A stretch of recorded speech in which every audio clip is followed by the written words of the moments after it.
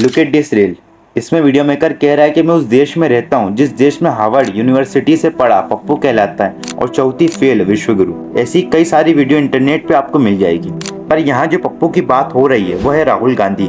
आखिर क्यों राहुल गांधी का पॉलिटिकल करियर इतना फॉल में रहा है? राहुल गांधी की ताकत है कि 10 साल में 90% चुनाव हारने के बाद भी he is convinced that he is on the right path। जब 2004 में यंग राहुल गांधी पहली बार अमेठी से सांसद बने थे, 2004 से 2014 तक यूपीए सरकार पावर में रही थी। उनकी मां सोनिया गांधी यूपीए अलायंस को लीड कर रही थी। मनमोहन सिंह देश के पीएम थे। तब मनमोहन सिंह ने मल्टीपल टाइम राहुल गांधी को कैबिनेट में मिनिस्ट्री ऑफर की थी, पर उन्होंने हमेशा मना कर दिया, जिसकी वजह से वो एक नॉर्मल आम सांसद रह गए। उनके पास कोई पावर नहीं थी, जबकि वो फॉर्मर पीएम राजीव गांधी के बेटे थे। पर जब 2009 में लोकसभा इलेक्शन हुए, तभी कांग्रेस को एक हिस्टोरिकल जीत मिली, 206 सीटें, जिसका राहुल गांधी को भी श्रेय दिया गया क्योंकि उन्होंने काफी मेहनत की थी। पर ऑपोजिशन को पता था आज नहीं तो कल राहुल गांधी पावर में आएंगे और एक बड़े पॉलिटिशियन बन सकते हैं। इसी वजह से ऑपोजिशन जनता के बीच उनका मजाक बनाने लगी। 2010 के बाद राहुल गांधी को एक एक्टिविस्ट लीडरशिप मिली और उस वक्त 2G स्कैम, CYG स्कैम में से काफी सारे स्कैम बाहर आने लगे। कांग्रेस घेराव में आने लगी, जनता जवाब मांगने लगी, पर राहुल गांधी इन पर कुछ बोल नहीं पाए। 2013 में राहुल गांधी वाइस प्रेसिडेंट बने कांग्रेस के, और कांग्रेस के नेताओं ने उनसे काफी कुछ एक्सपेक्ट किया था कि वह एक बड़े लीडर बनेंगे। पर राहुल गांधी के अच्छे पॉलिटिशियन नहीं थे, मगर अच्छे इंसान जरूर थे। यह मैं नहीं, उनके साथ काम कर चुके कुछ लोग कहते हैं। राहुल गांधी की बातचीत काफी बढ़िया थी, वो सोचते बहुत, पर पॉलिटिक्स में इतने अच्छे नहीं थे। उनके मुकाबले नरेंद्र मोदी लंबी लंबी स्पीच देना, एक लीडरशिप बनाए रखा, इन सब में काफी अच्छे थे। फिर आते 2014 के इलेक्शन, नरेंद्र मोदी राहुल गांधी के मुकाबले काफी बड़े लीडर थे। इसी वजह से 2014 लोकसभा इलेक्शन में कांग्रेस को सिर्फ 44 सीटें मिली। 1947 से तब तक कांग्रेस का सबसे खराब प्रदर्शन। पार्टी के लोग राहुल गांधी के लीडरशिप पर उंगली उठाने लगे। कई सारे कांग्रेस पार्टी छोड़कर बीजेपी में जाने लगे। राहुल ने हार की जिम्मेदारी ली, पद छोड़ा, पर कोई असर नहीं पड़ा। एक के बाद एक हर स्टेट में बीजेपी जीतती चली गई। राहुल के बयान को एडिट कर जनता के बीच उनका मजाक बनाया गया। संसद में पीएम ने भी उनका मजाक बनाया। सोशल मीडिया पर उनके बयान को एडिट करके जनता को मैनिपुलेट किया गया। राहुल गांधी का एक वीडियो वायरल हो रहा है जिसमें आलू से सोना बनाने की वो बात कर रहे हैं। से आलू डालो, उस साइड से सोना निकालो, इतना पैसा बनेगा आपको पता नहीं होगा क्या करना है पैसे। आलू के किसानों को कहा ऐसी मशीन लगाऊंगा, इस साइड से आलू घुसेगा, उस साइड से सोना निकलेगा। इस साइड से आलू डालो, उस साइड से सोना निकालो, इतना पैसा बनेगा आपको पता नहीं होगा क्या करना है पैसे। मेरे शब्द नहीं है, नरेंद्र मोदी जी के शब्द हैं। पूरे बयान से साफ है कि राहुल ने पीएम मोदी का हवाला देकर उन पर तंज कसा था, लेकिन बीजेपी के नेताओं ने आधा अधूरा बयान फैला दिया।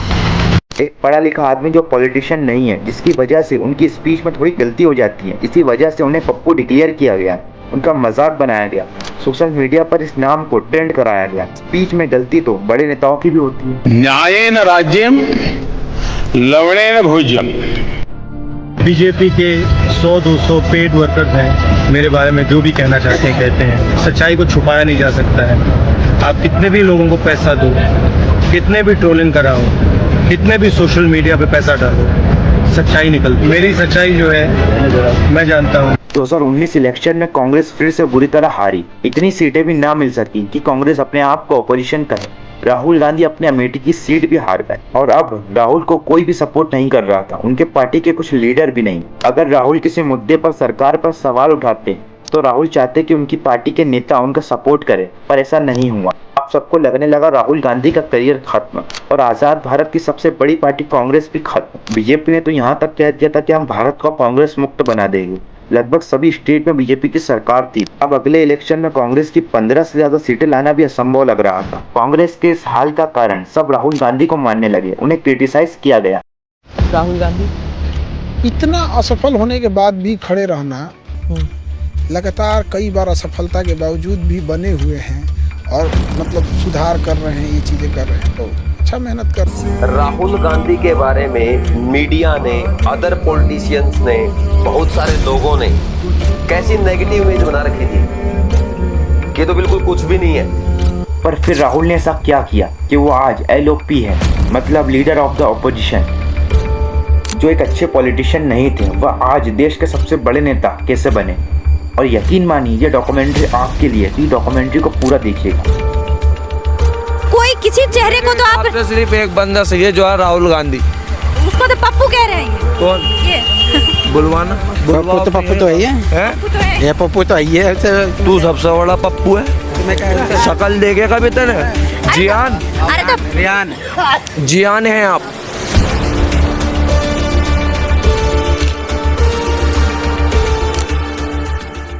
साल था 2019। लोकसभा इलेक्शन का वक्त था। पिछले कई सालों से हर स्टेट के इलेक्शन कांग्रेस हारती जा रही थी।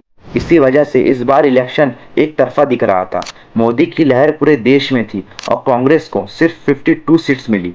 पर इस बात का जिक्र करना बनता है कि राहुल की भी काफी गलतियां थी। 2014 के बाद मोदी की लहर ने राहुल गांधी को सियासत के मैदान में कमजोर कर दिया था। संसद में उनकी स्पीच अक्सर मजाक बन जाती थी। जब पार्टी को मजबूती चाहिए थी तब राहुल गांधी अक्सर छुट्टियों पर चले जाया करते थे। 2014 से 2020 के दौरान वह एक मजबूत ऑपोजिशन लीडर के रूप में उभर नहीं पाए। मुद्दा यह भी था कि राहुल के अलावा कांग्रेस में ऐसा कोई नेता नहीं था जो उन 6 सालों में सरकार के खिलाफ एक लीडर के रूप में खड़ा हो सके। जितना जरूरी हमारे देश के लिए, हमारी डेमोक्रेसी के लिए एक अच्छी सरकार है, उतना ही जरूरी एक अच्छा ऑपोजिशन जो सरकार पर हमेशा नजर रखे। अब सवाल यह नहीं था कि कांग्रेस 2024 का इलेक्शन जीतेगी या नहीं। सवाल यह था कि 2024 इलेक्शन में कांग्रेस ऑपोजिशन पार्टी के रूप में रहेगी या नहीं, क्योंकि इलेक्शन लीड कर रहे राहुल गांधी अमेठी से अपनी ही सीट हार गए। उन्हें नॉन सीरियस पॉलिटिशियन करके ट्रोल किया जाने लगा। कांग्रेस के नेता बीजेपी में जाने लगे और कांग्रेस टूटने लगी। कई सालों तक हार मिलती रही। तभी 7 सितंबर 2022 को राहुल गांधी भारत जोड़ो यात्रा की शुरुआत करते। कोई शक्ति इस पद यात्रा को नहीं रोक सकती, क्योंकि ये पद यात्रा हिंदुस्तान की आवाज है। My mother and my grandmother Indira Gandhi ji fought an election from here and got wholehearted support.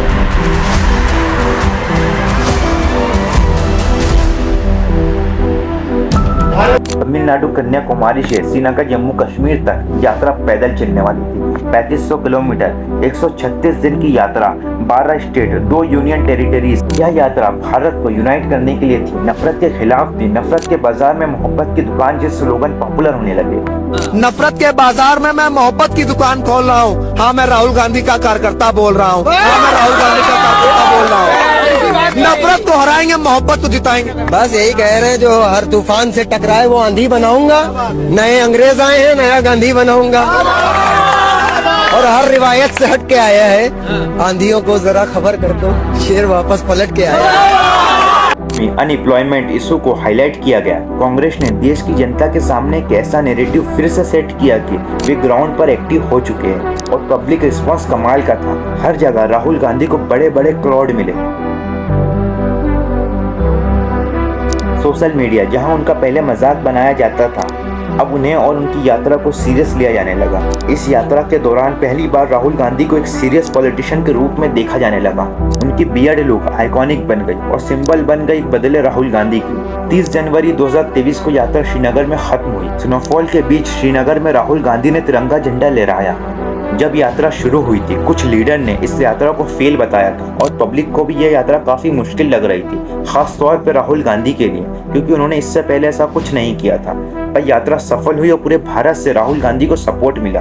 इसी के साथ कांग्रेस ने एक सिंबॉलिक मैसेज दिया कि पार्टी अब भी एक नेशनल फोर्स है। राहुल गांधी की वजह से देश में कांग्रेस को एक पॉजिटिव हवा मिली। राहुल गांधी की इमेज पप्पू से बदलकर एक सीरियस लीडर के रूप में प्रोजेक्ट होने लगी। 2023 में कर्नाटका में विधानसभा इलेक्शन हुए। कांग्रेस को क्लियर मेजोरिटी मिली, जिसका श्रेय भारत जोड़ो यात्रा को दिया गया। पॉलिटिकल एक्सपर्ट मानते हैं कि यात्रा ने राहुल गांधी के कमबैक का ग्राउंड वर्क तैयार किया।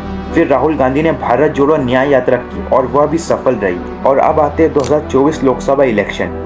राहुल गांधी अब तैयार थे। उन्होंने 25 से ज्यादा पार्टियों का पॉलिटिकल अलायंस बनाया, जिसका नाम था इंडिया, जिसे कांग्रेस लीड कर रही थी। लेकिन नरेंद्र मोदी और बीजेपी 400 पार का नारा दे रही थी। राहुल गांधी ने जमकर कैंपेन किया, पर इलेक्शन से पहले सभी एग्जिट पोल एनडीए को बहुमत दिखा रहे थे। बीजेपी को 272 सीट, जो मेजोरिटी सीट होती है, उससे पार दिखा रहे थे। सभी media channels, reporters election result से पहले एनडीए को विजय घोषित कर चुके थे। पर फिर आते रिजल्ट। बीजेपी जो 400 पार का नारा लगा रही थी, वो अपने अलायंस के साथ 293 सीट ही ला पाती है और इंडिया अलायंस 234 सीट्स ले आती है। कांग्रेस 99 सीट ले आती है। चौंकाने वाली बात तो यह थी कि पिछले 2 बार अपने दम पर सरकार बनाने वाली बीजेपी इस बार अलायंस के साथ ही सरकार बना रही थी। हालांकि इंडिया गठबंधन सरकार नहीं बना पाया, पर हमारे देश को एक मजबूत ऑपोजिशन मिला जिसकी ज़रूरत हमें पिछले 10 साल से थी। राहुल गांधी जिन्होंने आज तक किसी भी पद को नहीं संभाला था, वह पहली बार लीडर ऑफ द ऑपोजिशन बने थे। और राहुल गांधी जो काफ़ी कम सवाल पूछते थे संसद में और मिस्टेक करने की वजह से न्यूज़ में रहते थे, अब अपने आक्रामक सवाल की वजह से न्यूज़ में बने रहने लगे। तो यह था पॉलिटिकल हिस्ट्री का सबसे शानदार कमबैक। नॉन सीरियस पॉलिटिशियन वाली इमेज से निकलकर एक सीरियस ऑपोजिशन लीडर बने थे राहुल गांधी। सबसे ज्यादा जिस व्यक्ति ने मुझे प्रभावित किया पिछले दिनों में वो है राहुल गांधी जी। 20 साल उस आदमी का मजाक उड़ा। एक समय ऐसा आया जब उस आदमी ने संसद में कहा कि हाँ मैं पप्पू हूँ। जब मैंने वो सीन देखी मैंने कहा दो बातें हो सकती है, जब आदमी अपनी बुराई करे या तो गुस्सा हो रहा है और या फिर परिपक्व हो रहा है। अपनी बुराई करना सबकी औकात नहीं है।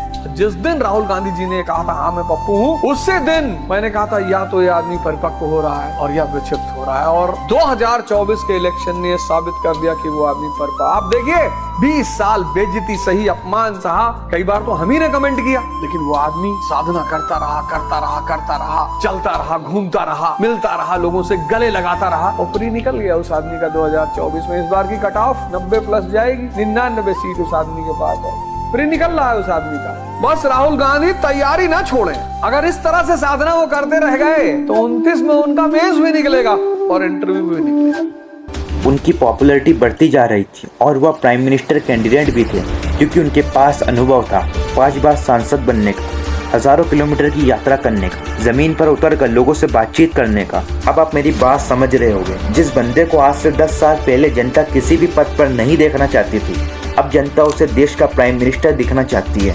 मतलब बंदे ने मेहनत तो की है। इधर क्या लग रहा है, कौन पॉलिटिशियन अच्छा है? इधर राहुल गांधी है। राहुल गांधी राहुल गांधी राहुल गांधी राहुल गांधी राहुल गांधी राहुल गांधी राहुल गांधी राहुल गांधी राहुल गांधी राहुल गांधी राहुल गांधी। बेहतर नेता कौन है, नरेंद्र मोदी या राहुल गांधी?